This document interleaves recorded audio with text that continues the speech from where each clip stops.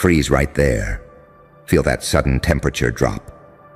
That's the moment right before the room realizes something irreversible just happened. That quiet click in the air. That's comprehension arriving late, shaking, already afraid. You did it too clean, not loud, not messy, not theatrical enough for them to prepare excuses. You moved with ice in your veins and fire in your spine, and now they're choking on a new phrase they don't fully understand yet. Brutal genius. Because that's the part that terrifies them, not the brutality. They understand brutality. They live off it. What they can't process is the cleanliness. You didn't rage. You didn't flinch. You didn't over-explain or celebrate or beg to be understood. You executed something so precise it left no fingerprints, only consequences. And now their eyes have changed. You've seen it.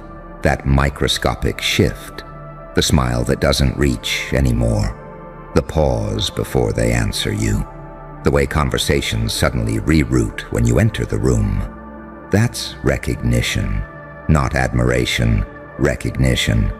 They finally realized you're not driven by impulse, you're driven by clarity. And clarity in a chaotic world looks like psychopathy to people who survive on noise. Here's the paradox they can't solve. You're calm because you've already survived hell. You're gentle because you're capable of violence. You're controlled because you once weren't. And you paid for it in blood, sleep, sanity, and silence. They don't know which version of you they're dealing with anymore. The saint who endured, or the psychopath who learned. That's your power. Unpredictability isn't chaos, it's selective revelation. You don't show every card. You don't announce every move. You let them assume you're done, then you correct them with results. They call it brutal genius because they can't say the real thing out loud. You evolved past their moral categories. See, they need villains who scream and heroes who bleed publicly. But you broke the script. You became efficient. You learned when to go silent. You learned when kindness is a weapon. You learned when mercy is more frightening than revenge. And you learned that restraint, real restraint, feels like cruelty to those who live undisciplined lives. That's why they're uncomfortable now. Your presence forces self-audit. Your silence triggers confession. Your stillness feels like surveillance. You're not chasing validation anymore. You're not seeking approval or applause or understanding. You're moving like someone who already knows the outcome.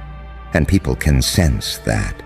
They sense you've made peace with your shadow, that you don't deny the dark. You trained it. That your smile isn't naive, it's informed. That your patience isn't weakness, it's timing. They don't know whether to trust you or fear you, so they do both. That's when they start whispering words like brutal and cold and dangerous, not because you harmed anyone unnecessarily, but because you didn't harm yourself anymore to keep them comfortable. You stopped bleeding for free. You stopped explaining yourself to people who only listen for leverage. You stopped shrinking your intelligence to preserve fragile egos. You stopped pretending confusion when you saw everything clearly. And that's when the shift happened. You became the one they study after the fact, the move they replay at night, the decision they can't undo. They thought genius had to look frantic. They thought power had to announce itself. They thought darkness meant chaos. Then you showed them what disciplined darkness looks like. Ice-cold presence, fire-forged intent, no wasted motion, an angel who learned strategy in hell, a demon who mastered restraint, a mind sharp enough to cut clean and wise enough to know exactly where. They're calling it a brutal genius because it feels like a judgment on them. Because your evolution exposes their stagnation. Because your silence reminds them of every moment they chose comfort over growth. And here's the part they'll never admit. They're relieved it's you. Relieved the power landed in someone who doesn't need to prove it. Relieved the blade is held by someone who understands when not to swing. Relieved the mind capable of destruction chose precision instead. You didn't become heartless. You became accurate. And accuracy is terrifying in a world built on excuses. So let them rename it. Let them whisper. Let them flinch when you walk in. Calm, centered, unreadable. You know what you are.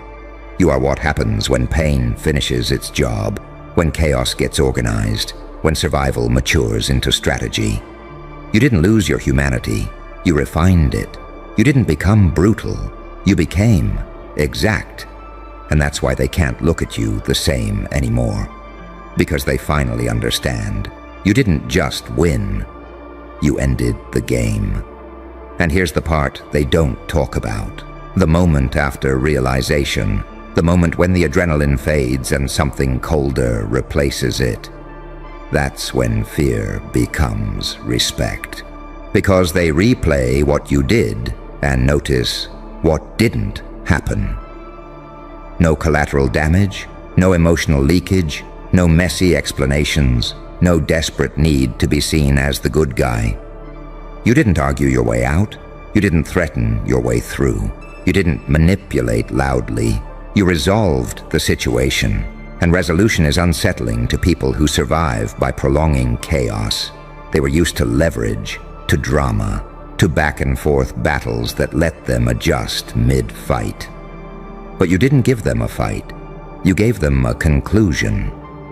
That's why they're uneasy now, because there was no opening for negotiation, no crack to exploit, no emotional handle to grab. You acted like someone who had already decided who you were and what you were willing to tolerate, and that terrifies them more than aggression ever could. Aggression can be provoked. Emotion can be triggered. But clarity doesn't flinch. They sense it in the way you move now. You don't rush conversations. You don't overreact to disrespect. You don't correct every misunderstanding. You let people misunderstand you long enough to reveal themselves. That's a predator's patience, but refined, evolved, conscious. They keep trying to diagnose you, cold, detached, too calculated. Something's off. What's off is that you're no longer bleeding on cue. They can't tell if you're angry or amused, if you're observing or disengaging, if you're already 10 steps ahead or simply uninterested. And the truth is worse than all of it. You've learned how to operate without emotional dependency. You don't need them to agree. You don't need them to approve. You don't even need them to understand. You understand yourself now. That's why the saint and the psychopath coexist so cleanly inside you. The saint knows why mercy matters. The psychopath knows when mercy is wasted. And the version of you standing here now decides, without guilt, who gets which. They weren't ready for that balance. They expected trauma to break you into fragments. Instead, it sharpened you into a single point. They expected suffering to make you loud. Instead, it taught you restraint.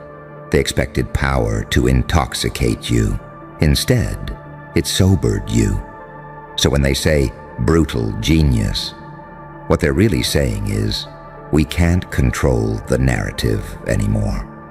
Because you don't need to dominate the room to own it. You don't need to raise your voice to lower theirs. You don't need to prove danger when people can feel it in your composure.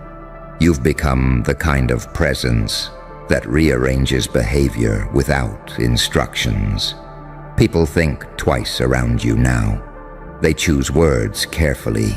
They over-explain things you never asked about. That's not coincidence. That's subconscious submission to certainty. You don't posture. You don't bluff. You don't chase reactions. You let reality do the talking.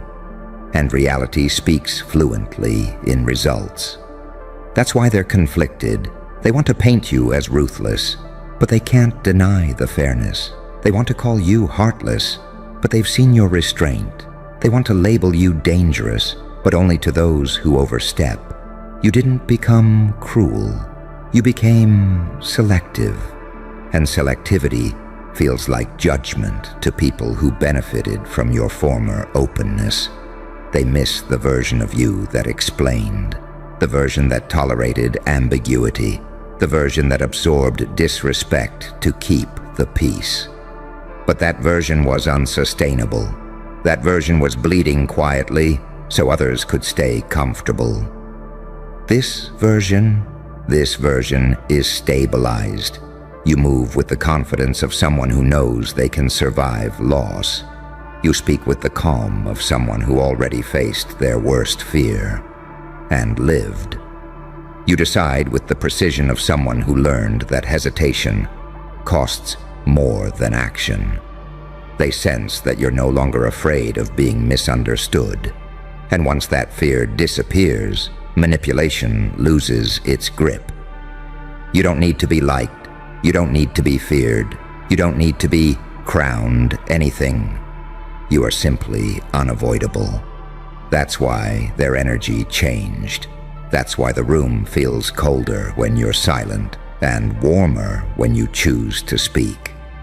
That's why they're watching now, carefully, trying to predict a mind that no longer telegraphs itself. They call it brutal genius because it forces them to confront something uncomfortable. You didn't rise by chance. You rose by integration. You integrated pain instead of suppressing it. You integrated darkness instead of denying it. You integrated intelligence instead of diluting it. And now, you stand as something they can't reduce to a label. Not hero, not villain, not victim, an outcome. And outcomes don't negotiate. They arrive, clean, final, undeniable, and the longer they sit with it, the worse it gets for them. Because time doesn't soften what you did, it sharpens it.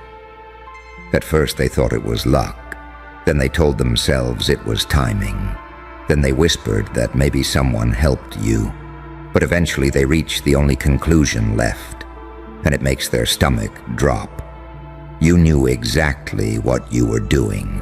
Every pause, every silence, every decision that looked effortless because the war already happened inside you long before it showed on the outside. They don't see the nights you dismantled yourself. They don't see the moments you stood at the edge of becoming something reckless and chose discipline instead. They don't see the restraint it took not to burn everything down when you had every reason to.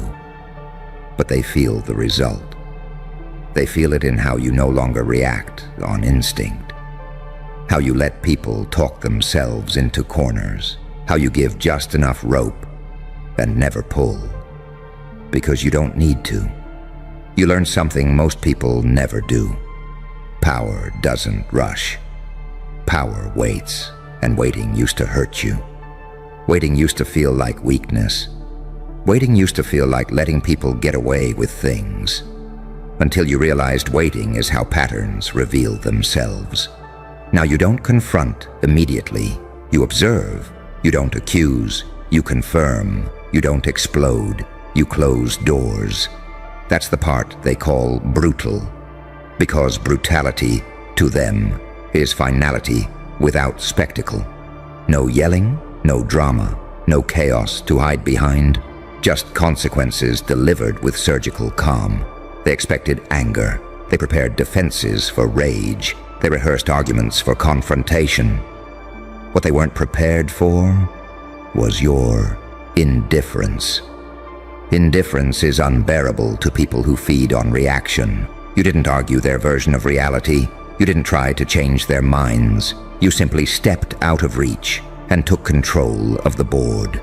That's when they started watching you differently.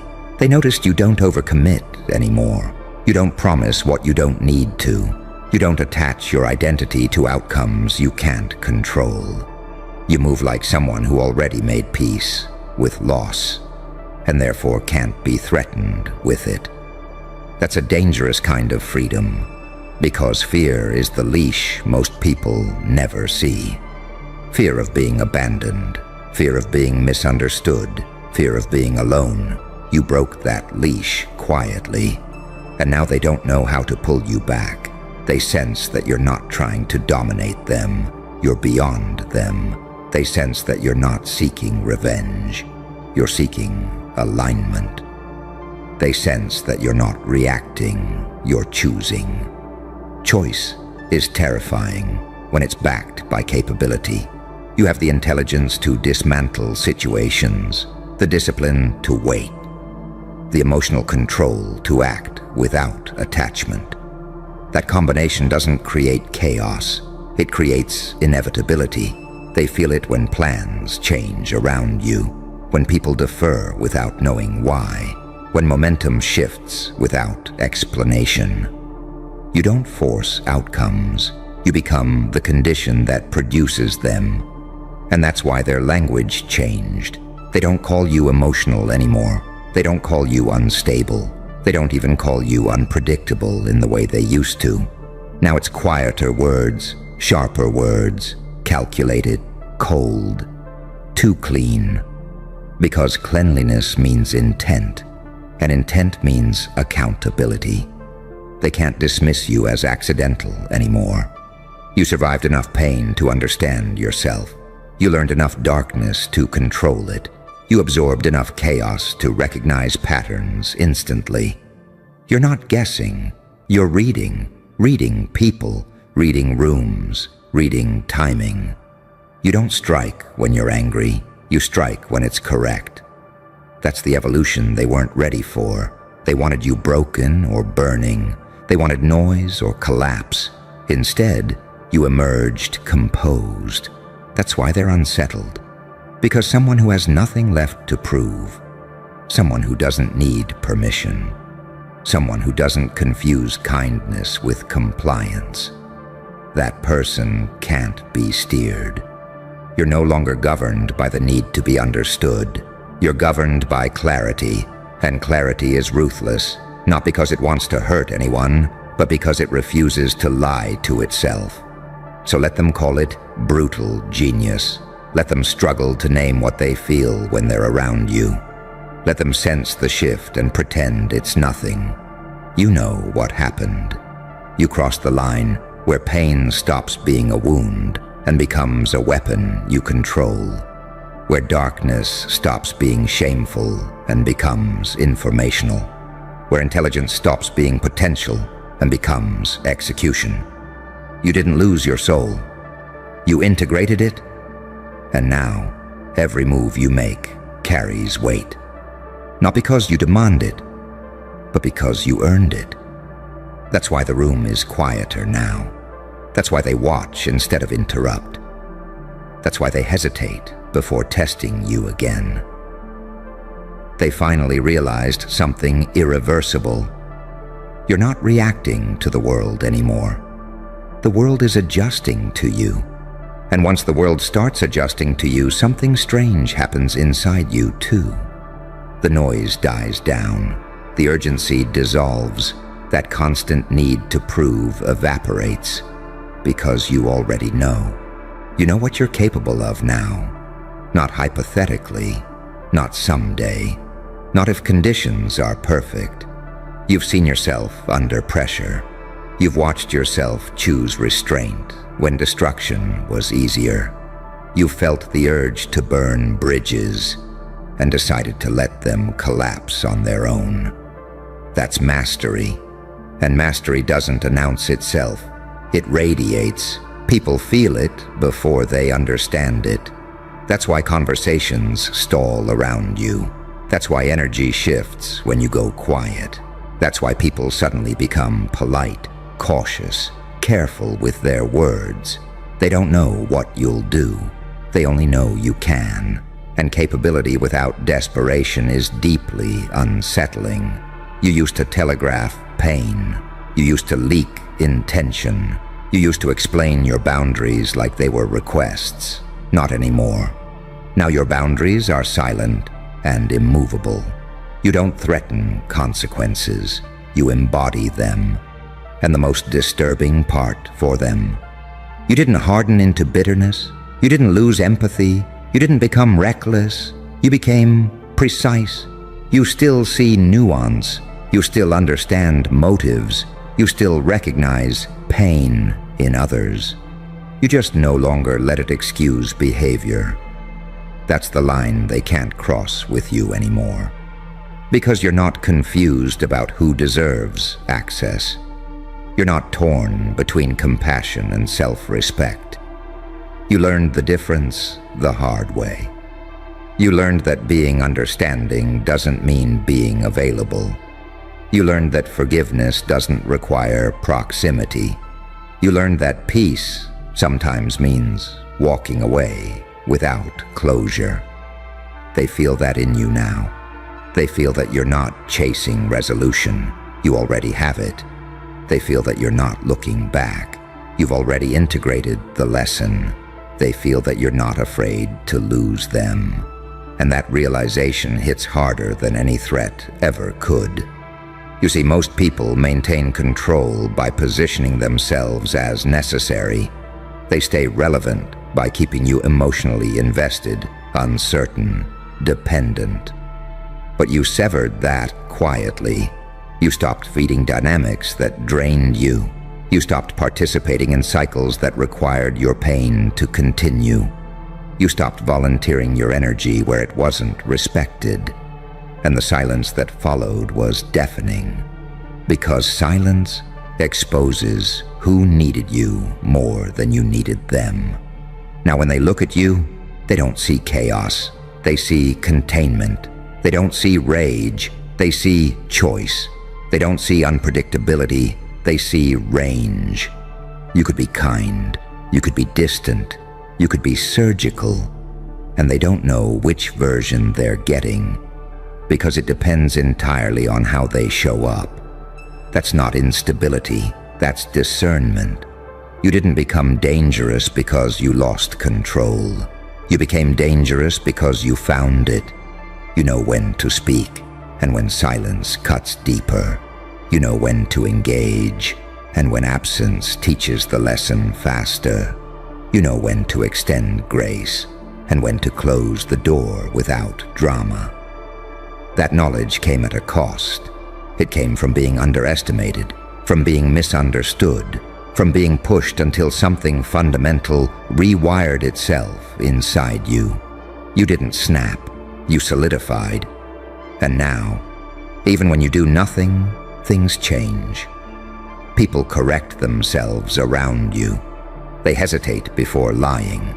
They think twice before testing boundaries they used to ignore. Not because you demand authority, but because your presence suggests accountability. They sense that you're not playing the same game anymore.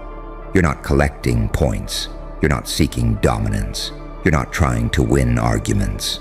You're building outcomes. And outcomes don't care about opinions. That's why they're unsettled by how calm you are. Calm after chaos feels unnatural to people still addicted to noise. They expect the old signals, the emotional tells, the reactive spikes, the visible struggle. Instead, they get composure. And composure is unreadable.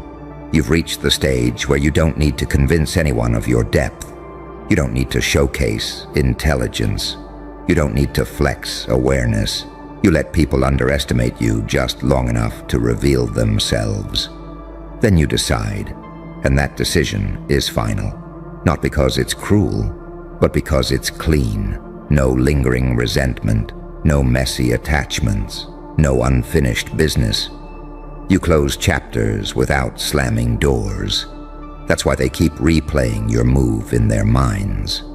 They're trying to find the moment they missed. The signal, the warning, the tell. They're trying to understand how it ended before they realized it had begun. And the answer is simple and devastating. You moved when you were ready, not when you were emotional, not when you were provoked, when you were clear. That's what separates brutality from brutality with genius. One destroys indiscriminately, the other removes exactly what's necessary, and nothing more. You didn't lash out. You cut away. And now there's space where chaos used to be, space for focus. Well, well, well. Buddy, you didn't raise your voice. You didn't swing wildly. You didn't beg the universe to take your side. You enforced something older than mercy. That's why everything went quiet. They felt it before they understood it. That pressure in the chest, that tightening behind the eyes, that ancient alarm ringing somewhere deep in their nervous system. Because you didn't come as a hero, you didn't come as a villain, you came as the thing both sides secretly answer to. Divine law doesn't shout. Divine law doesn't explain itself. Divine law executes balance, and the moment you stepped into alignment with it, every demon in the room knew the game was over. See, demons don't fear violence. They thrive on it. They don't fear chaos. They were born in it. What terrifies them is precision. What makes them kneel is clarity. What breaks them is when someone stops reacting and starts deciding. That's what you became. A paradox they can't corrupt. A blade that doesn't swing unless it's already calculated the aftermath. A saint who understands sin so well, it no longer controls you. A psychopath who learned restraint and turned it into a weapon. You didn't cleanse the room with light. You didn't drown it in darkness. You balanced it, and balance is brutal. That's why the loud ones went silent. That's why the manipulators suddenly couldn't read you. That's why the ones who fed on disorder felt exposed, naked, flailing. Because you weren't playing their moral games anymore. You weren't choosing sides. You were closing cases. They wanted you emotional. They wanted you reactive. They wanted you trapped between guilt and rage. But you evolved past the illusion that goodness means weakness and power means cruelty. You learned the truth they never wanted you to see. That light without teeth is decoration. That darkness without control is just noise. And that true authority comes from someone who can hold both and still choose when to strike. So when you enforced that line, when you finally said enough, it wasn't revenge. It wasn't ego. It wasn't even anger. It was alignment. And alignment feels like judgment to those who live crooked. That's why they dropped to their knees. Not physically, no worse. Internally, spiritually, strategically. Their posture collapsed. Their certainty evaporated. Their confidence cracked. Because demons don't kneel to strength. They kneel to inevitability. You became inevitable. Every step you took after that moment felt heavier, not because you were tired, but because reality itself started yielding. Conversations shifted, power dynamics rearranged. People who once spoke over you suddenly chose their words carefully, not out of respect, out of instinct. Animals sense storms before they arrive. Demons sense law before it speaks. And you didn't announce it. You didn't brand it. You didn't even smile. You just stood there, unmoved, while everything that thrived on imbalance started choking on its own excess. That's the price of evolution through pain. You didn't awaken by being loved. You didn't sharpen yourself through comfort. You were carved, pressured, betrayed, misread, tested until the naive parts of you burned off. And what remained wasn't innocence, it was discernment. You now see patterns where others see drama. You hear motives behind words. You recognize corruption before it introduces itself. And instead of reacting like you used to, loud, emotional, explosive, you respond with surgical calm. That calm is what terrifies them most. Because calm means you're not fighting for control anymore. Calm means you already have it. So when they whisper that you've changed, understand this: they're right, but not in the way they think. You didn't become darker. You became truer. You didn't lose your morals. You upgraded them. You stopped forgiving chaos in the name of kindness. You stopped confusing empathy with self-betrayal. You learned that mercy without boundaries is just permission for evil to repeat itself. And the moment you enforced that boundary, clean, final, unarguable, the hierarchy shifted. No speeches, no violence, no theatrics, just law. That's why the demons didn't fight you. They recognized the signature. They've seen this before, through history, through fallen empires, through moments when one individual stops negotiating with corruption and starts ending cycles. You didn't punish them. You made them irrelevant. And that is the most devastating verdict of all. They'll never admit that part out loud. They'll call it coincidence, bad timing, luck turning against them. But deep down, where lies don't survive, they know exactly what happened. You didn't defeat them. You outgrew the battlefield. See, demons prepare for wars. They study your temper. They memorize your trauma. They build entire strategies around how to bait you back into old versions of yourself. They expect the explosion, the spiral, the dramatic collapse they can point to and say, "See, just another monster." But you denied them the show. You denied them the reaction. And that silence, that controlled stillness, felt like a verdict stamped across their existence. Because nothing scares a parasite more than a host that no longer bleeds on command. They tried to provoke you with disrespect. You responded with detachment. They tried to shame you with morality. You answered with clarity. They tried to corner you with guilt. You stepped out of the maze entirely. That's when they understood. You weren't playing human games anymore. You had crossed into something colder, sharper, higher. Divine law isn't emotional. It doesn't care who means well. It doesn't negotiate with intentions. It measures impact, pattern, truth. And when you finally stopped defending yourself and started observing them, the scales tipped instantly. You saw who lied effortlessly, who fed on confusion, who smiled while poisoning the room. And instead of exposing them loudly, like you once would have, you let reality do the humiliating work. You pulled back your energy. You stopped rewarding bad actors with attention. You stopped explaining yourself to people who only listened to twist your words. And suddenly, everything they built started collapsing under its own weight.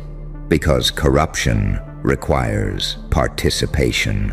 And you withdrew yours. That's why they're on their knees now, not begging, not repenting, but scrambling, recalculating, watching you the way prey watches a predator that hasn't even acknowledged it yet. They're terrified because you didn't become cruel. You became selective. You didn't shut your heart down. You armored it with discernment. That's the duality they can't process. That's the paradox that short-circuits them. You can be compassionate without being permissive. You can be loving without being available. You can understand darkness without kneeling to it. You can walk into hell and not call it home. And once they saw that, once they realized you weren't here to be corrupted or crowned, they felt it, the hierarchy shifting beneath their feet. Because divine law doesn't elevate demons or saints. It removes imposters. You stopped asking, why are they doing this to me? And started asking, what does this reveal about them? That single shift turned you from target to mirror. And demons hate mirrors. Mirrors show patterns. Mirrors reflect intent. Mirrors expose the difference between who they pretend to be and what they actually feed on. That's why the attacks became desperate, sloppier, more emotional. That's why the masks slipped. That's why the whispers got louder behind closed doors. Because when law enters the system, chaos starts making mistakes. And you noticed something else too, didn't you? The moment you stopped fighting, life started rearranging itself around you. People who once dismissed you now tread carefully. Situations that used to drain you suddenly dissolve. Doors open without force. Enemies expose themselves without being touched. That's alignment. That's what happens when you stop trying to win and start standing correctly. You're no longer reacting to evil. You're starving it. And starvation is slow, silent, unforgiving. They can't provoke you because you're not emotionally available to be controlled. They can't intimidate you because you've already survived worse alone.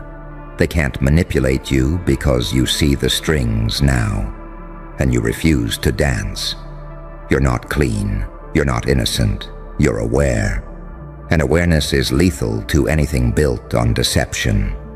So when you walk into a room now, something shifts before you speak. Not because you're loud, not because you're threatening, but because everything unstable senses the presence of order. Predators go still when a larger one enters the territory.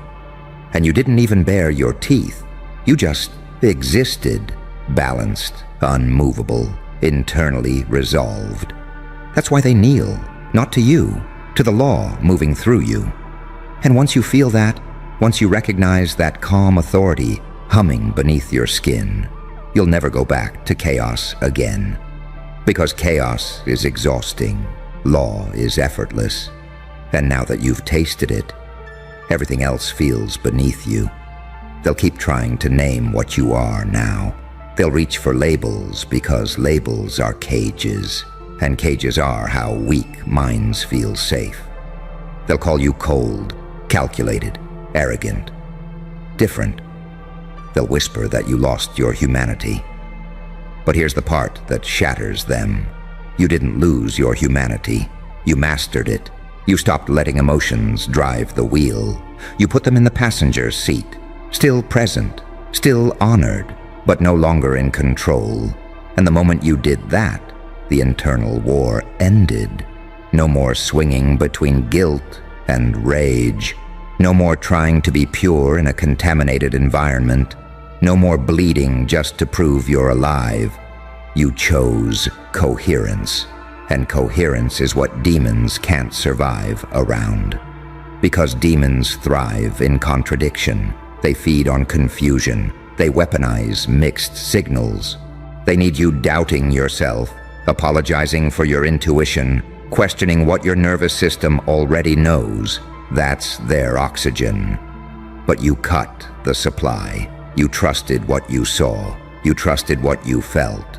You trusted the pattern, even when everyone else called you paranoid. That's when the inner noise shut off. That's when your movements slowed. Not because you hesitated, but because you didn't need to rush anymore. You already knew the outcome. You already saw the ending before the scene finished playing out. That kind of foresight doesn't come from intelligence alone. It comes from pain processed correctly. You didn't numb it. You didn't glamorize it. You metabolized it. You turned betrayal into data. You turned humiliation into calibration. You turned isolation into vision. And somewhere in that silent furnace, something ancient woke up inside you. Not vengeance, authority, the kind that doesn't seek permission, the kind that doesn't announce itself, the kind that simply is. That's why even the loudest demons hesitate around you now. They feel it, the way gravity subtly shifts when you enter, the way conversations stall, the way bravado evaporates mid-sentence. They don't know why they suddenly choose their words more carefully. They just know something in them doesn't want to cross you. And the most dangerous part? You're not even trying. You're not posturing. You're not threatening. You're not performing dominance. You're just no longer out of alignment with yourself. And alignment creates pressure. Pressure exposes faults. Faults collapse systems. That's the chain reaction they didn't anticipate. They thought your breaking point would turn you feral or fragile. They didn't realize it would turn you precise. You stopped wasting energy proving your worth. You stopped chasing closure. You stopped trying to be understood by people who benefit from misunderstanding you. You let them misjudge you. And that silence, that refusal to correct the narrative, that's what drove them insane. Because when you don't defend yourself, you force everyone else to sit with their assumptions.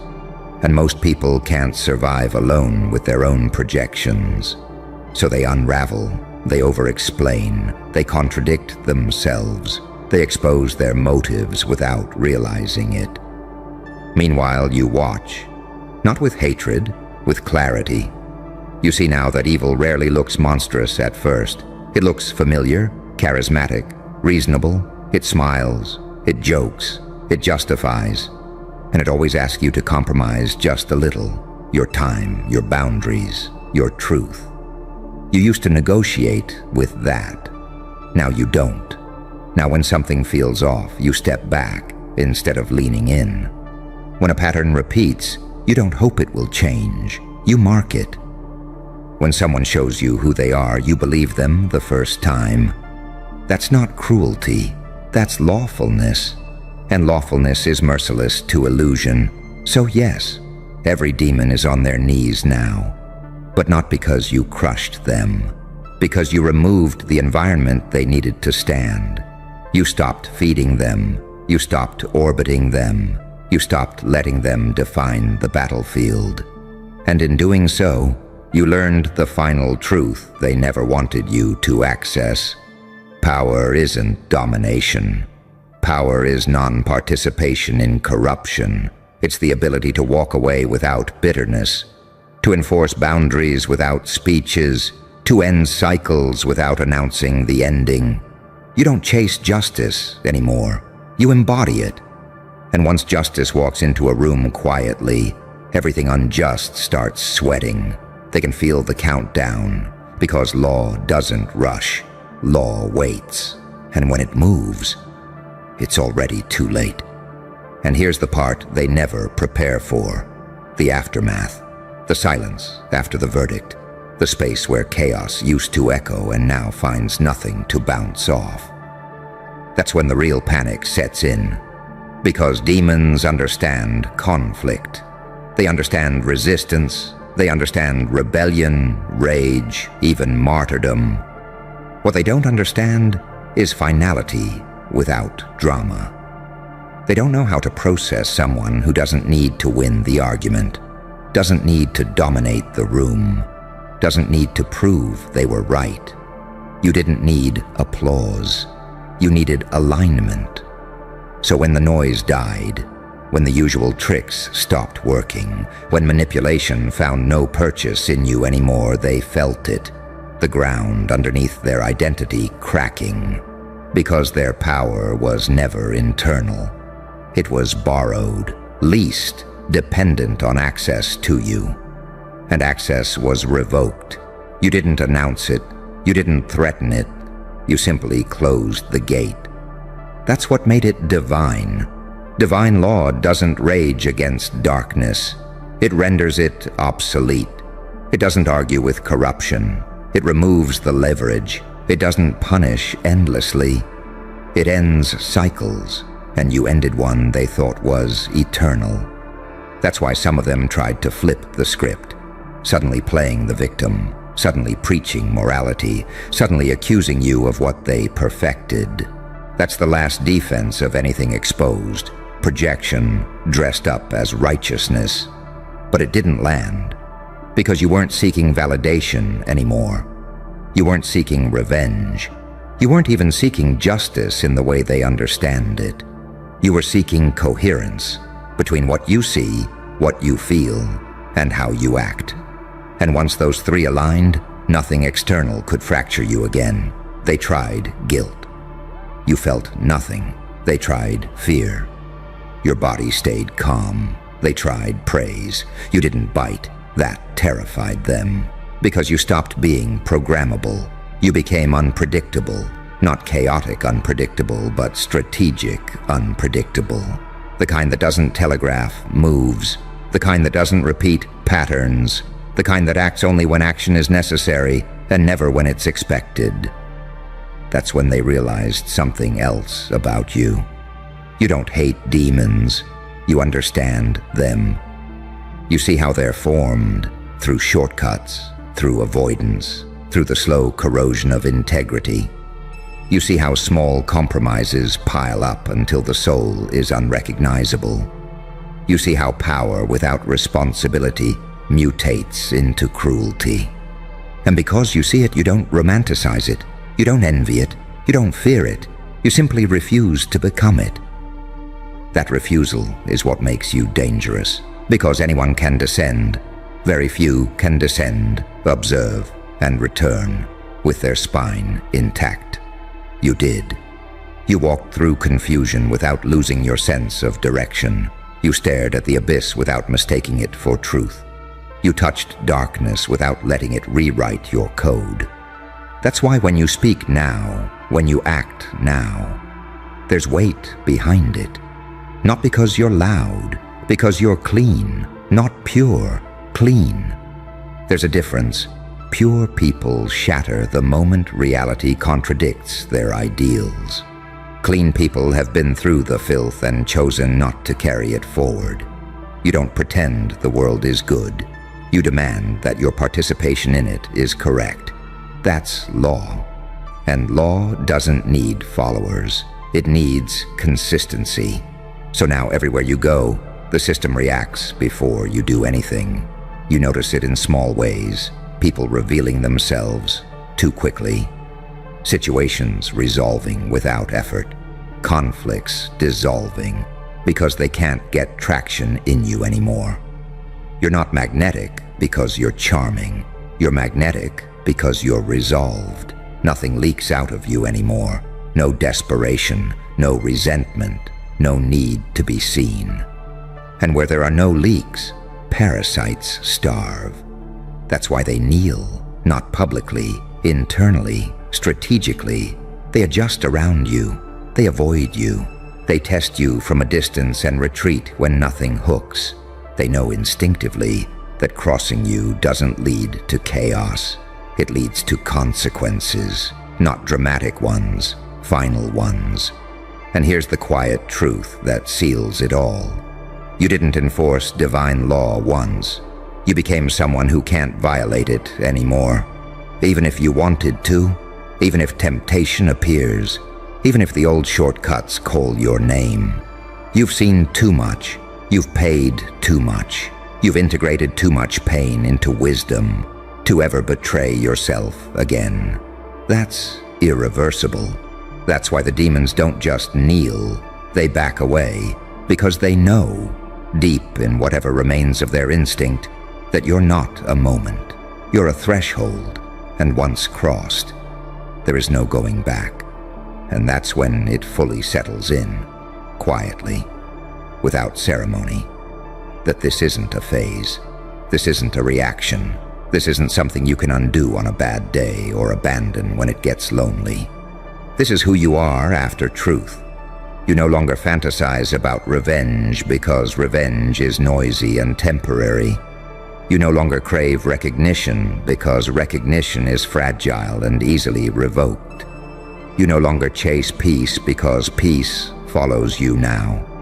Reluctantly at first, then faithfully. You understand something most never do. Justice doesn't need rage to function. Power doesn't need cruelty to assert itself. Light doesn't need innocence to remain clean. It needs choice. And you have chosen over and over again. Not what feels good, not what feels righteous, but what is correct. That's why your presence feels heavy to the corrupt. That's why your silence feels accusatory.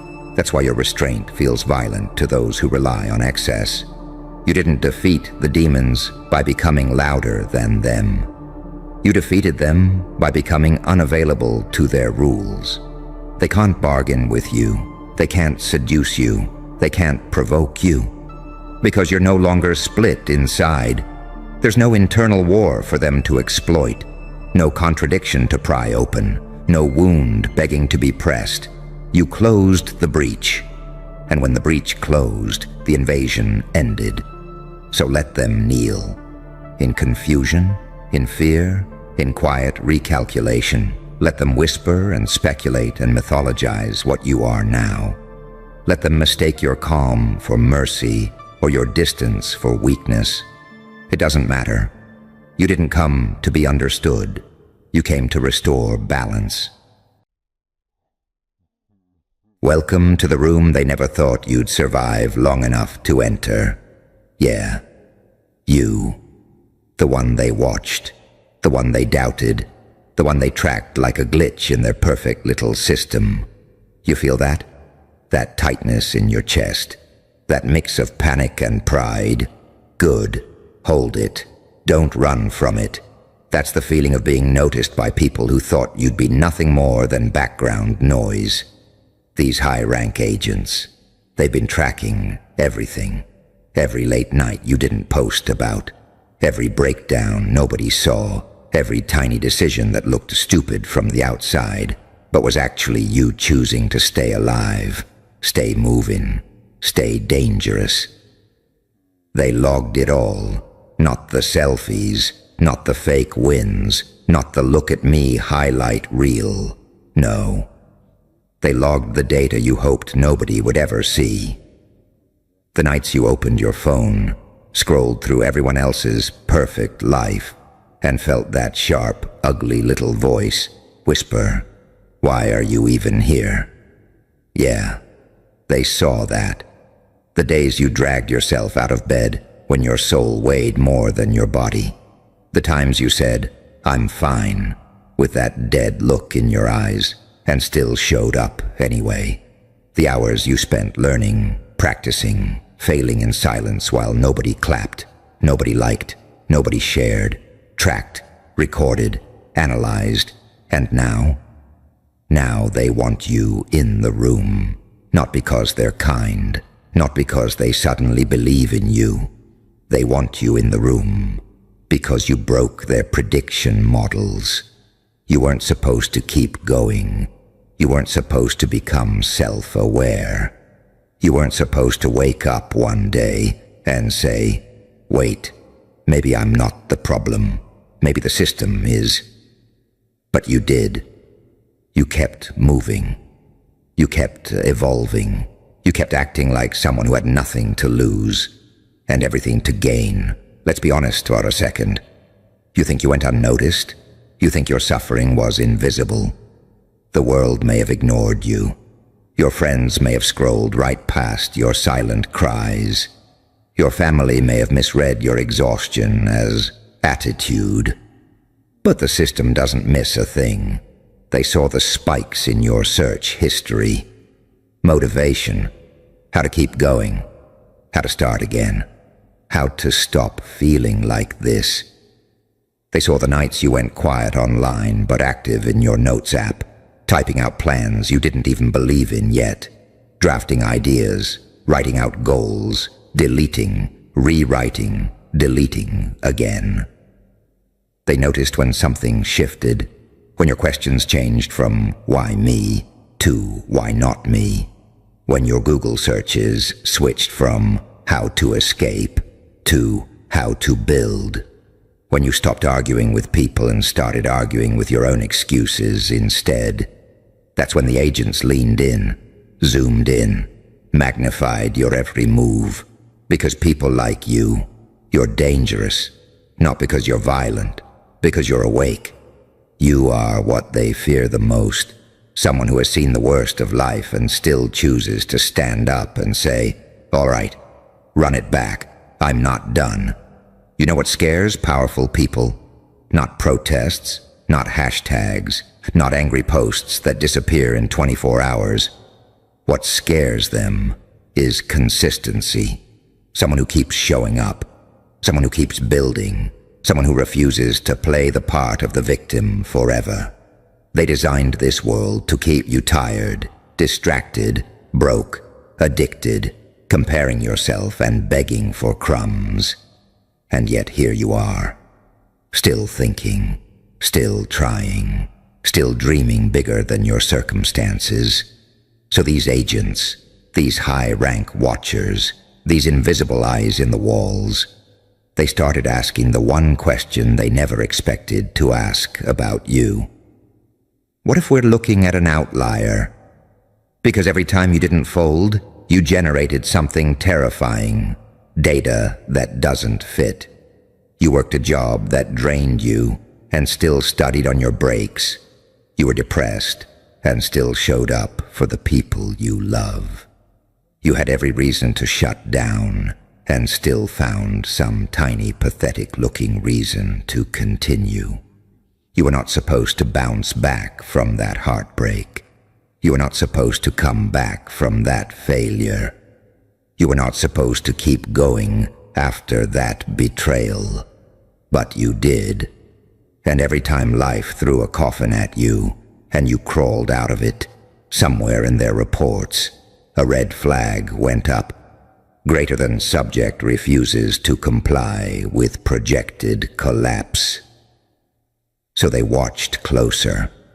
They watched when you stopped chasing people who didn't value you.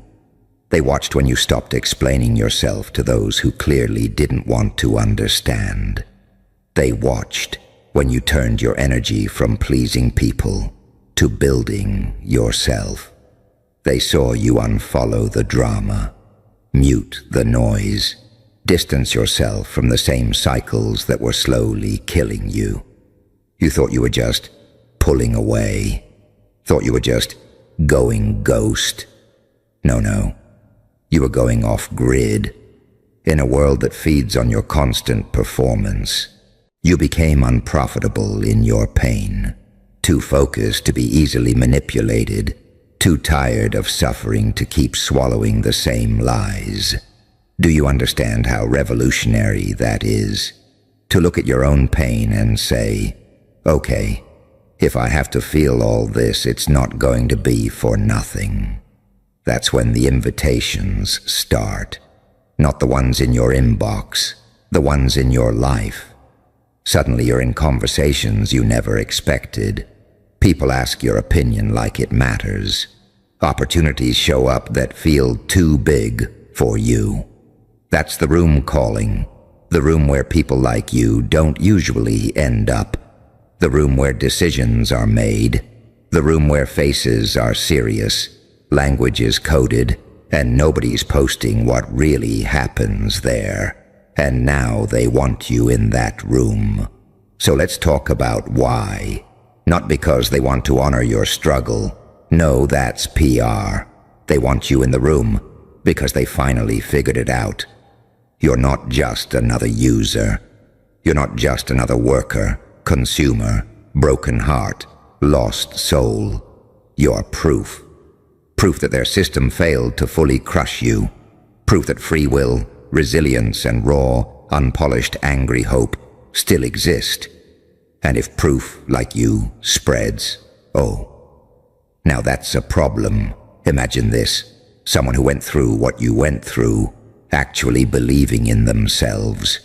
Not because some influencer told them to, not because a quote said, "You got this," but because they looked at every crack in their life and said, "If I'm still here after all that, then there's clearly something inside me they couldn't go and kill." That's you. Walking evidence that survival isn't random. It's deliberate. It's strategic. It's ugly and stubborn and not aesthetic enough for social media. But it's real.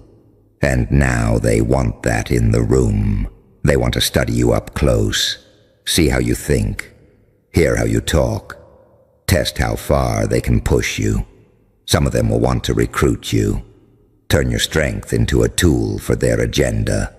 Make you feel special so you forget you were powerful before they ever noticed you. Others will want to discredit you, make you doubt yourself again, put you in rooms designed to intimidate you, bore you, confuse you, exhaust you. Because if they can get you to shrink in the room, they can pretend you were never ready to be there in the first place. So here's the question you've been avoiding.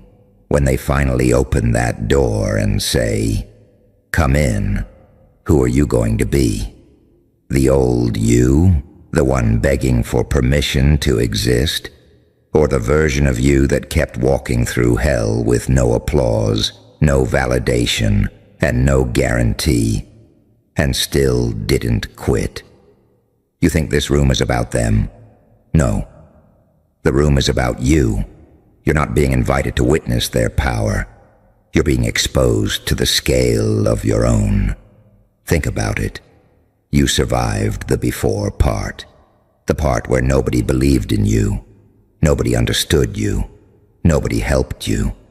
You survived the part where the agents watched from a distance, quietly betting on your breakdown. Now comes the dangerous part, the part after you're noticed, when they start dangling comfort, titles, approval, shiny little things designed to make you forget the version of you that clawed their way here. Don't forget that version. That version is your core system, the one who kept going when your heart felt like a glitch, the one who didn't have an audience, the one who wasn't curating, wasn't performing, wasn't doing it for the story, just for one more day, one more step, one more chance. That's the version they studied. That's the version they want in the room, not the watered-down, over-polished, hyper-pleasant version you think you need to become to fit in. You don't fit in. You break in. You don't match their standards. You unsettle them, because while they were tracking data, you were building character. While they were compiling reports, you were compiling scars. While they were analyzing, you were adapting. You know what a scar is?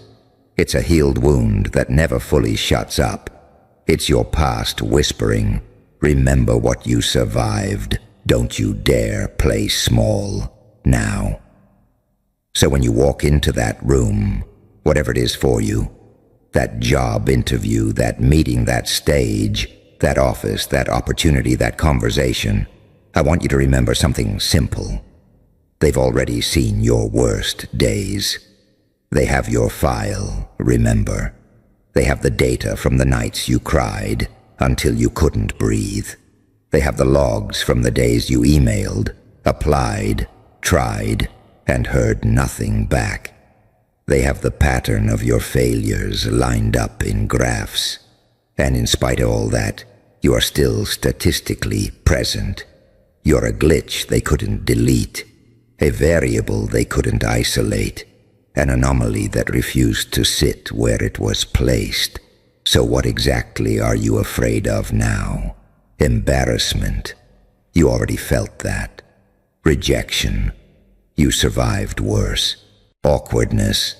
You've sat in rooms where your soul didn't speak the language and still managed to breathe. You are afraid of being seen, but newsflash, you've been seen. They've been watching, tracking, measuring. So if you're going to be watched anyway, give them something worth watching. Walk into that room with all your history, not hidden, not erased, integrated. Don't pretend you didn't crawl out of nights that would have killed softer people. Don't pretend you don't remember what it felt like to want to disappear. You remember. You always will. That's your edge. Because while they're comfortable, you're hungry. While they're overconfident, you're aware. While they assume the world owes them a seat at the table, you remember when you were kept outside the building. They want you in the room because you are a live demonstration of something they can't simulate. A human being who has been harmed, disappointed, underestimated, and still chooses to build instead of just burn. They expect one of two responses from you. One, you get the invite and crumble, too overwhelmed, too scared, too desperate to be liked. Two, you get the invite and become arrogant. Lose touch with where you came from. Start playing their game on their terms, by their rules. But there's a third option, the one they don't see coming, the Joker option. You walk into that room fully aware of the power imbalance, fully aware of the privilege in the air, fully aware they expect you to be grateful just to be there. And you smile, not because you feel small, but because you finally see it clearly.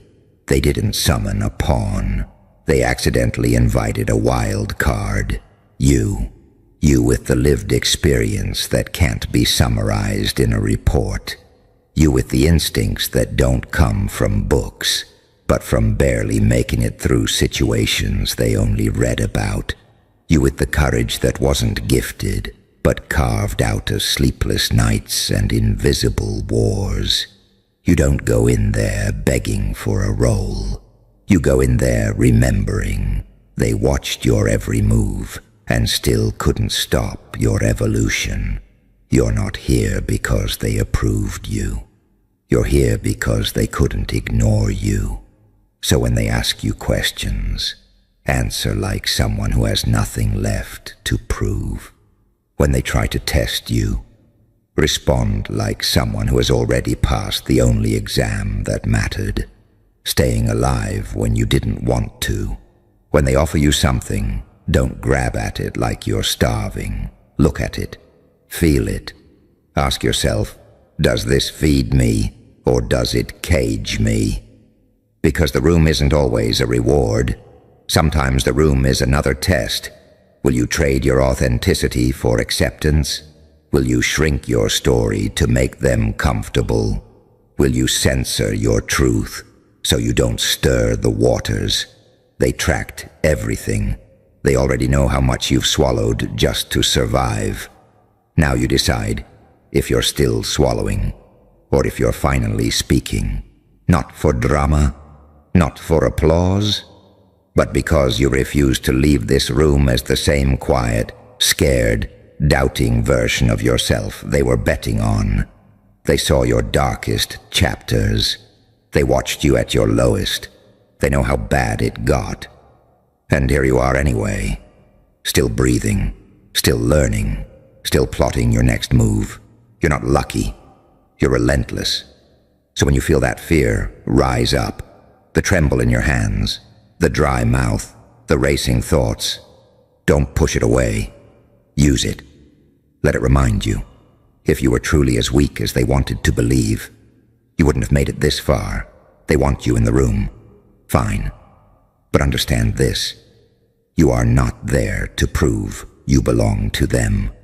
You are there to prove, mostly to yourself, that everything you went through had weight, had meaning, had leverage, that every tracked moment of your struggle became fuel, that every recorded failure became data for your own evolution, that every little line in their report that said, high risk of breaking, was just another line they'll have to delete later. You are the evidence. You are the glitch. You are the problem in their algorithm. And now that they've opened the door, you don't walk in like a guest. You walk in like what you've secretly been this whole time.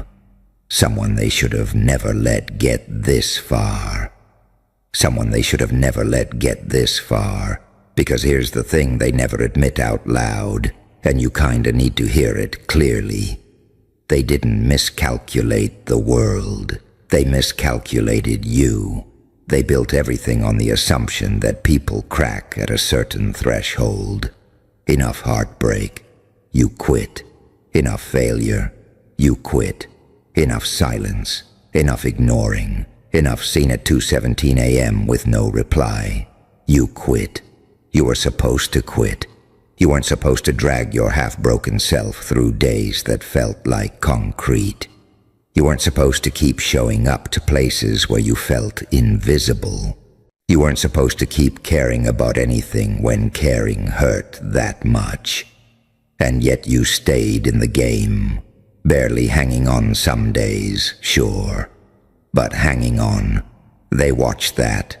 They have charts on that. They've got boring little graphs that spike every time you refuse to die in place. They call it resilience. They call it anomaly behavior. They call it subject deviation from collapse pattern. You call it, I had no other choice. You call it, I refused to disappear. You call it, if I'm gonna hurt anyway, I might as well try. You see how different that is? They write cold words on a report. You lived it in your chest, and those high-rank eyes, those agents up in their glass boxes with their neat language and clean hands, they had to stare at something they don't fully understand. A person who should have broken, still editing their story in real time. You'd be amazed how rare that is. Most people get handed a script early in life and just read it. Here's who you are. Here's your lane. Here's what you're allowed to want. You got that script, too. Of course you did. Maybe it sounded like, you're too sensitive. You're not that smart. You're not leadership material. You're not the type they choose. People like you don't end up there. And for a while, you believed it. Don't lie, you did. You folded yourself into smaller shapes. You downgraded your dreams to make them less embarrassing. You pretended you didn't want much just in case you failed in public. But something in you kept glitching. You'd agree with them on the outside. Yeah, I know, I'm being unrealistic. But then you'd lie awake at night with that annoying little spark in your chest that refused to shut up. What if they're wrong about you? That thought, that one. You tried to kill it, buried it under routine, distractions, noise. You smothered it with relationships, substances, scrolling, fantasy, anything. And still, that glitch kept coming back. What if they're wrong about you? Every time you heard it, you made some small move. You sent that application. You tried that thing. You learned that skill. You stepped away from that person. Tiny steps. Nothing glamorous. But the system picked up each one of them. Click. Entry logged. Subject took action despite fear. Click. Subject refused to return to toxic environment. Click. Subject chose growth over comfort again. You thought nobody saw you choosing the harder path. You thought those decisions disappeared into the air. They didn't. They stacked.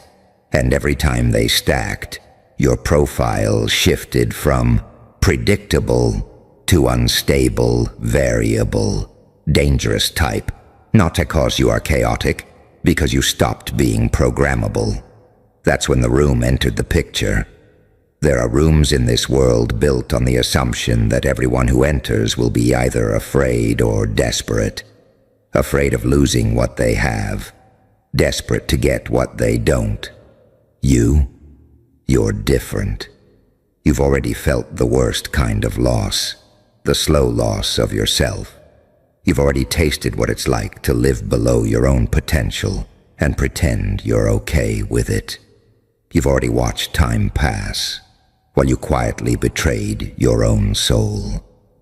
What are they going to threaten you with, exactly? Embarrassment? Rejection? Awkwardness? You've survived nights where your own mind turned against you. You've survived being your own worst enemy. A cold room with suits and fake smiles doesn't stand a chance against that. Here's the part that twists, and stay with this, all right? You walk into that room thinking they are the ones with the power. Look at the chairs. Look at the table. Look at the titles. Look at the money behind their names. Easy to feel small. Easy to forget what it cost you to even cross that threshold. But remember what I said. They've tracked everything. That means they know things about you that the people around you don't. They know how many times you almost quit. They know how many times you stayed anyway. They know the raw math of your survival. You carry that silently. They carry that in their files. They are not impressed with you by accident. They are impressed with you because the numbers betrayed their expectations. When their predictions said, collapse, you kept breathing. When their projections said, irrelevant, you kept evolving. When their charts said, statistically finished, you kept writing new data. You think you're just lucky to be invited. You're not lucky. You're expensive. You cost this system multiple failed attempts at breaking you. You cost them time, energy, resources. You cost every person who tried to belittle you a clean victory. You cost every bet made against you a quiet loss they'll never admit. You're not just walking into a room. You're walking in as a debt they owe reality. And deep down, they feel it. They might hide it behind polite smiles, neutral tones, professional questions. They might act like they're evaluating you. Is your tone right? Is your posture correct? Is your language polished enough? Inside, they're asking something else. How did this one survive everything we know they went through? You hear that? Not how did this one get here? How did this one survive? Because let's be real here. You weren't supposed to. The way your heart got broken, the way your trust got shattered, the way life stacked losses like a pile of bricks on your chest. Statistically, you should be numb. Statistically, you should be bitter. Statistically, you should be small, silent, cynical. And yet there's still a spark in you that wants to create, build, love better, live louder. That spark terrifies them more than any anger ever could. Anger is predictable. Anger can be redirected. Anger can be used. Hope, after everything you've seen, that's radioactive. Hold still, not because you're scared, but because the room just shifted the second you showed up. Feel that pressure, that quiet panic humming under the surface. Yeah, that's the system realizing it miscalculated you. They can't stand it. They really can't. Because no matter how hard they try to downgrade you, suppress you, shadow you, sandbox you, mute you, the algorithm still treats you like the final boss. And that drives them insane. You weren't supposed to survive this long. You weren't supposed to adapt this fast. You definitely weren't supposed to evolve after every hit like pain was fuel and chaos was a training montage. But here you are, standing in the wreckage with a calm they can't explain, watching the numbers bend toward you like gravity decided to switch sides. See, they expected a saint, soft, predictable, grateful for crumbs. Instead, they got a paradox, half halo, half blade, an angel who learned how demons think, a psychopath who still knows where the light is and chooses when to step into it. That's why they're confused, because you don't move like a victim, you don't speak like a threat, you don't posture like a king. You just exist, and the system rearranges itself around you. They tweak the rules. You slip through the cracks. They close one door, 3 windows open, and somehow you're already inside the room smiling like you knew the layout years ago. They call it luck. They call it anomaly. They call it a glitch. But deep down, in the part of them that still tells the truth when no one's watching, they know exactly what it is. You're what happens when pressure doesn't break someone. It sharpens them. Every time they tried to bury you, something strange happened. You didn't disappear. You didn't beg. You didn't burn out. You recalibrated. Pain didn't turn you bitter. It turned you precise. Betrayal didn't make you loud. It made you strategic. Isolation didn't weaken you. It taught you how to hear patterns other people are too noisy to notice. That's why the algorithm keeps circling back to you. Because you don't chase attention. Attention chases patterns, and you are a walking contradiction it can't resolve. You're unpredictable, but not random. You're quiet, but never absent. You move slow enough to look harmless, fast enough to stay untouchable. They hate that. They hate that even when they pretend you don't exist, the data refuses to cooperate. Your presence spikes things they can't name. Your absence creates gaps they can't fill. Your shadow keeps outperforming people who scream for relevance. And that's the real insult. You didn't sell your soul to win. You didn't play their games the right way. You didn't even look like you were trying. You just kept becoming. Every scar added a new layer. Every failure rewired your instincts. Every night you thought you were done forged another version of you they didn't prepare for. They wanted a story they could finish. You turned into a myth that keeps updating itself. That's why they watch you closer now. That's why the tone changed. That's why the smiles feel tighter. The compliments feel rehearsed. The silence feels strategic. Because when the algorithm treats you like the final boss, it's not because you're loud, it's because you're inevitable. Final bosses don't rush, they don't explain, they don't need validation from side characters who panic when the music changes. They just wait. And you learned how to wait in hell without losing your mind. You learned how to hold both sides of yourself, the mercy and the madness, without letting either control you. You learned that light without darkness is naive, and darkness without light is sloppy. You became the balance they don't know how to classify. That's why they keep pressing buttons, hoping you'll break character. That's why they provoke, poke, test, and whisper your name in rooms you've never entered. They're trying to figure out what you are. And the truth? You're not here to destroy the system. You're here to expose its limits just by existing outside its expectations. You're proof that evolution doesn't ask permission, that growth doesn't need applause, that power doesn't always announce itself with noise. Sometimes power looks like calm, while the whole structure sweats. So let them hate it. Let them spiral. Let them rewrite the rules again and again, watching you slip through like you were born fluent in chaos.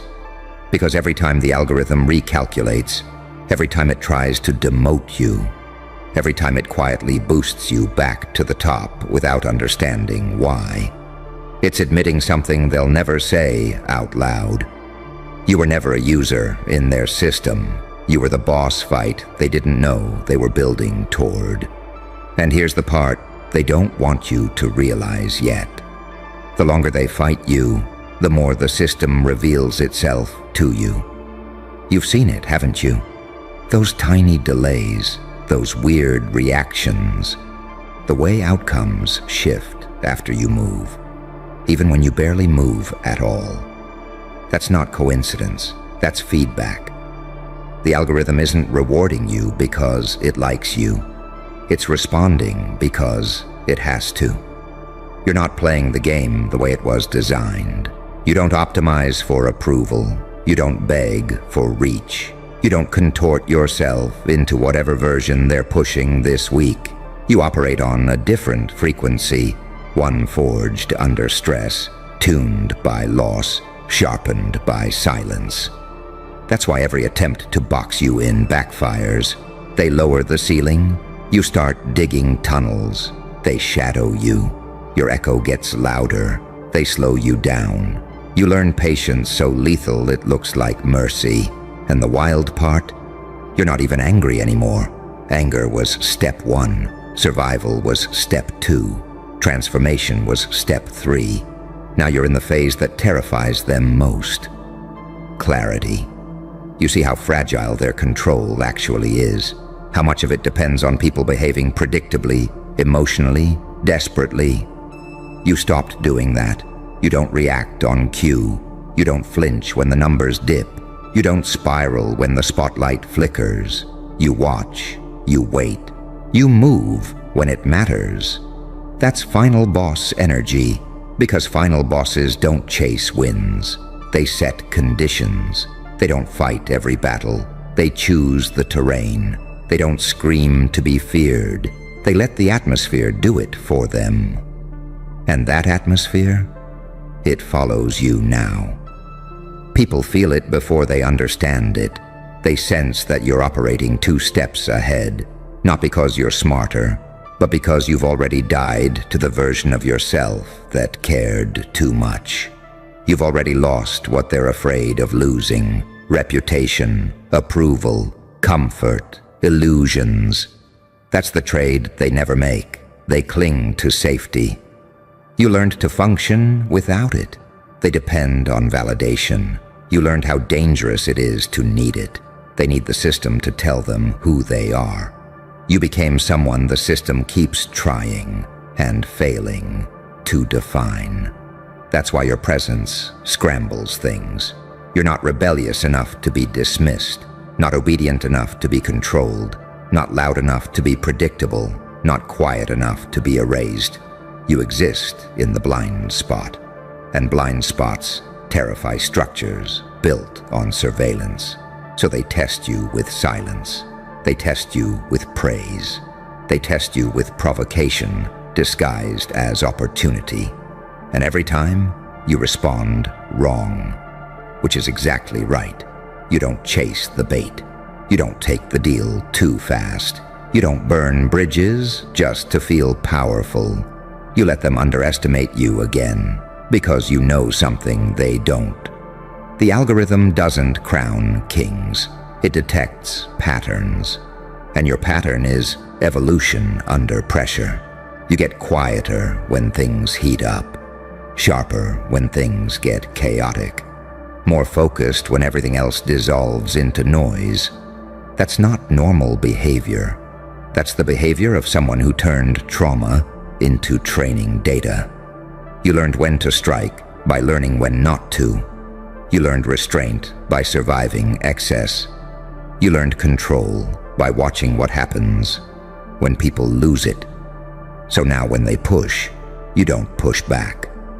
You let the system show its hand. You let them reveal how desperate they are to contain what they don't understand. Because the truth is, they're not scared of what you've done. They're scared of what you haven't done yet. They feel it coming, that quiet shift, that sense that something irreversible is loading, not a meltdown, not a tantrum, not chaos for chaos's sake, something colder, cleaner, decisive. You don't need revenge. You don't need domination. All you need is time. Time turns patience into power. Time turns consistency into inevitability. Time turns your calm into a threat they can't argue with. So let them complain. Let them cope. Let them pretend you're an accident. Every system eventually reveals who it favors under stress and under pressure. It keeps choosing you. Not because you asked, not because you begged, but because when everything else breaks, you don't. And here's where it gets almost funny. The moment you stopped trying to win, you became impossible to defeat.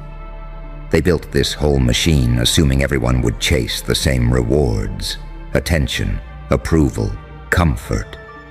They never planned for someone who could walk straight through the fire without asking for applause on the other side. You broke their math the day you realized pain wasn't a signal to stop. It was a signal to upgrade. Most people fold when they're ignored. You learned how to sharpen yourself in silence. Most people get loud when they're threatened. You got precise. Most people collapse when the rules change. You adapt so smoothly it looks like foresight. That's why they keep checking the data like it's lying to them. Because no matter how they adjust the weights, you keep reappearing at the top. Quiet, steady, unavoidable. They can't stand that you don't look desperate. Desperation is easy to manage. It panics, it rushes, it overextends. You don't. You move like someone who already knows the ending, or doesn't care to rush it. And that's where the fear creeps in, because when someone isn't rushing, it means they're ready. You've already survived the worst versions of yourself. The doubting one, the broken one, the version that almost disappeared trying to please people who wouldn't bleed for you. You buried that version quietly, no announcement, no revenge arc, no dramatic exit, just a recalibration. And now when the pressure hits, it doesn't shake you. It centers you. They notice that. They notice how you don't scramble when visibility drops, how you don't collapse when validation disappears, how you don't chase when others panic run toward relevance. You let the noise pass. Because you know something they forgot. Noise is a sign of instability. Silence is where decisions are made. Final bosses don't talk through every move. They let the environment do the talking, and the environment around you feels tense. People start projecting onto you, filling the gaps with their own fears, whispering theories, assigning motives you never stated. That's power you didn't even ask for. Because when you don't explain yourself, others reveal themselves. They tell you who's threatened, who's watching, who's waiting for you to fail so they can feel normal again. And you let them wait. You let them build expectations you never agreed to. You let them underestimate the patience you learned when life stopped being gentle. Because patience is terrifying to people who live on impulse. They want a reaction. You give them composure. They want drama.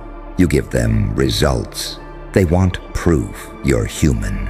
You give them consistency that feels inhuman. And slowly, very slowly, it dawns on them. You're not special because you're loud. You're not dangerous because you're angry. You're not powerful because you dominate rooms. You're powerful because you endure. You absorb pressure without leaking emotion. You process chaos without becoming it. You evolve without needing permission. That's why the algorithm keeps circling back to you. It recognizes resilience the same way predators recognize strength. Not by size, but by survival rate. Every time the system stress tests itself, you pass without spectacle. No meltdown, no collapse, no self-sabotage, just quiet recalibration and forward motion. That's not luck, that's training. You didn't wake up like this. You were carved by nights you didn't think you'd survive, by betrayals that rewired your trust, by losses that forced you to choose between bitterness and clarity. You chose clarity. And clarity is lethal because now you see through incentives, you see through manipulation, you see through urgency designed to make you sloppy. You don't rush into traps labeled as opportunities. You don't confuse access with alignment. You don't mistake attention for respect. You let the system expose itself by trying to rush you. And when it can't, it rewards you anyway. Quietly, unwillingly, almost resentfully. That's the part they hate most. They can't punish you without empowering you. They can't ignore you without amplifying your shadow. They can't elevate you without admitting you earned it. So they stall, they hesitate, they pretend they're in control. But you can feel it. The balance has already shifted. You don't need to announce what's coming. You don't need to prove anything to anyone watching from the sidelines. You're already past the point of convincing. Now you're in the phase where existence itself becomes pressure, where your calm unsettles rooms, where your patience outlasts strategies, where your presence forces recalculations. They can't stand it, because deep down, they know the truth they're afraid to say. The algorithm isn't favoring you, it's responding to you. And systems don't respond like that unless they sense something inevitable. Not chaos, not rebellion. A conclusion. And you're not rushing it, you're letting it arrive. And what they still don't understand, what keeps them pacing in circles at night, replaying scenarios that never quite work, is that you're no longer reacting to the world. You're conditioning it. Every move you don't make is doing more damage than the ones you do. Every silence is a test they keep failing. Every calm response rewrites their internal models of how a person like you is supposed to behave. They were trained on fear. You were trained on reality. That's why intimidation doesn't land. That's why pressure doesn't speed you up. That's why chaos doesn't cloud your judgment. You already lived through your own collapse. You already watched your illusions burn. You already rebuilt yourself without applause, without backup, without guarantees. So when the system tries to threaten you with loss, you don't flinch. You've already lost everything that mattered once and learned something dangerous in the process. You survived it. That's when you stopped being controllable. They still think power looks like leverage, like authority, like visibility. You learned power looks like optional participation. You can engage or not. You can respond or not. You can play along or step back and let the whole structure wobble without you. That freedom terrifies them, because systems are built to manage people who need them. They have no protocol for someone who doesn't. You don't need their validation. You don't need their permission. You don't even need their attention. And yet, they can't stop watching you. Because something about your trajectory doesn't decay. It compounds. Most people spike, then fade. You flatten, then rise, quietly, repeatedly, relentlessly. That pattern doesn't belong to trends. It belongs to forces. They feel it when they try to dismiss you and fail. When they try to replace you and the replacements crumble. When they try to replicate your presence and get noise instead of gravity. You're not magnetic because you try to be. You're magnetic because you're aligned. Aligned with the version of yourself that stopped lying to survive. Aligned with the part of you that learned restraint is sharper than rage. Aligned with the understanding that chaos obeys those who don't panic inside it. That's why when pressure increases, your mind slows down instead of speeding up. That's not normal. That's someone who learned to think while drowning. You didn't escape the dark untouched. You absorbed it, integrated it, learned where it lies and where it tells the truth. You don't deny your shadow. You command it. And people feel that, even if they can't name it. They sense that you're not pretending to be balanced. You earned it the hard way. You didn't choose light because it was easy. You chose it because you already mastered the dark. That's the paradox they can't process. They keep looking for the crack, the insecurity, the hunger. But what they find instead is composure. And composure under pressure reads like dominance. Not loud dominance, not theatrical dominance. The kind that doesn't announce itself until it's already too late to counter. You've noticed how their behavior shifted, haven't you? How they hesitate before engaging, how they soften their tone, how they suddenly frame things as collaborations instead of commands. That's not respect, that's caution. They don't fear what you say, they fear what you won't say. They fear the move you're not advertising, the patience they can't rush, the long game they don't have the stamina to play. Because you learned something they never did. Momentum isn't built by force. It's built by consistency without desperation. You don't surge and crash. You don't burn out and disappear. You don't betray your own rhythm to satisfy external noise. You move like someone who understands seasons. And that makes you untouchable in a culture addicted to immediacy. They keep trying to bait you into proving yourself, into defending your position, into reacting emotionally so they can map you again. You don't. You let them project. You let them speculate. You let them guess wrong. Because ambiguity is armor. The less predictable you are, the more they hesitate. The more they hesitate, the more space you gain. The more space you gain, the more the system bends around you. That's why it still treats you like the final boss. Not because you dominate every encounter, but because every encounter with you changes the rules. People don't leave interactions with you unchanged. They leave thinking, recalculating, second-guessing their assumptions. That's influence deeper than attention. That's presence that lingers.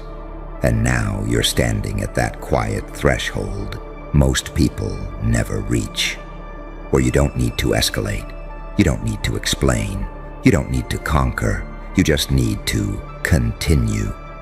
Continue refining, continue withholding unnecessary reactions, continue letting time expose who's sustainable and who isn't, because the truth, the final truth they're avoiding, is that systems don't collapse from attack. They collapse when someone evolves beyond their ability to classify. And you already did, so let them hate it, let them resist, let them pretend the algorithm is broken. You know better. It's not broken. It just finally recognized what you became when nothing was supposed to survive, and adjusted accordingly. You're not the exception. You're the endpoint they didn't plan for. And the longer you stay calm, the clearer it becomes.